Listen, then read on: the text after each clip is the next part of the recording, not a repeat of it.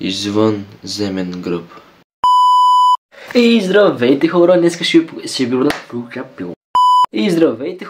ви покажа трите упражнения за извънземен гръб. Така, номер 1.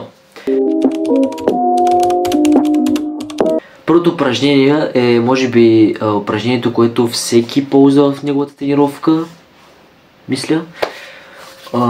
То е Lat Pull Down.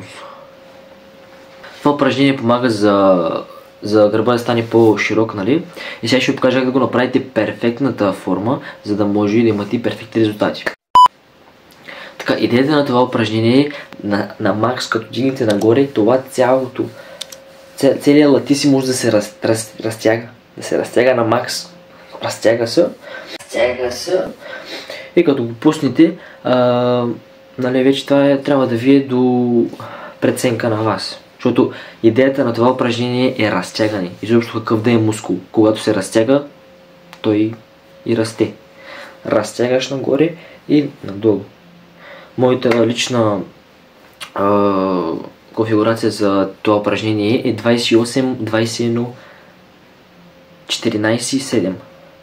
Това са моите повторения, като последните две серии ги правя предимно до откъс и тежки. Номер 2. Така, номер 2 е Seated Rows. Дърпаш докато седиш, нали? Seated Rows. Всеки го знае. Ще ви покажа сега. Да, това е Seated Rows. И идеята пак на това упражнение е максимално разтягане. Сега ще ви покажа екземпляр. Точно тук аз не разтягам на макс. Защото мисля, че съм сложил прекалено много килари, не знам. Но идеята на това е да се разтяга. Разтягаш напред, възможно колкото можеш и дърпаш рязко. Дърпаш се едно приятеля на бившата ти да се прави на голяма работа. Да.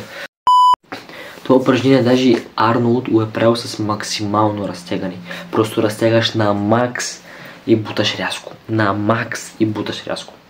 Не да буташ нещо друго. Чакай, не бутане. Дърпане. Трябва да дърпаш, моето момче. Дърпаш. Разтягаш на макс и дърпаш, да. Това упражнение помага за и средната част на гърба, и латисимуса, и всякакъв вид от целия гръб. Зависи каква ръкохватка го, нали, правиш, с какво го тренираш. Има и тесен захват, широк захват, мега широк захват.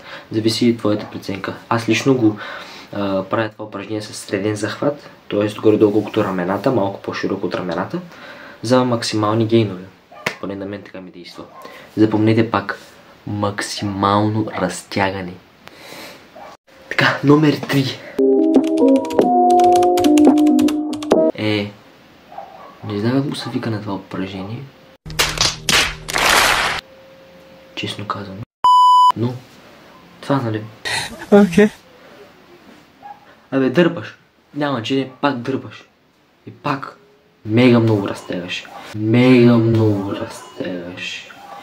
Просто искам, ако сега не се правя такава тренировка с разтягане, искам да сложиш малкото кела, да не се правиш на его лифтър.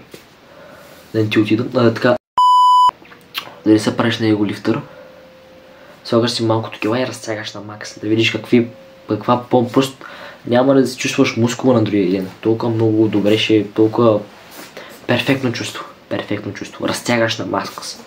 Аз лично това упражнение го правя 3 серии, 3 супер серии, т.е. средни кела 14, малко по-малко средни пак 14 и леки кела пак 14. 42 повторения ми е една серия и повтарям 2 пъти. Това упражнение и пак разтягаш на макс. Идеята, ключът към максималната мускулатура за развиване на твоето тяло. Да си макснеш гейнове, да си махнеш лимита на генетиките. Разтягай, брат. Разтягането е най-добрата форма на развиване на мускул. Колкото и да се мъчиш, колкото и да правиш интензивни тренировки, каквото и да правиш, ако не разтягаш, просто затъваш на едно ниво. Разтягай. Ключът е разтягането. Така, ако сте харесали клипа, знаете какво да правите, споделяйте на приятели, на това, на фитнес, братлето, навсякъде, на баба ви, на майка ви, на всеки един. И пак, разтягай.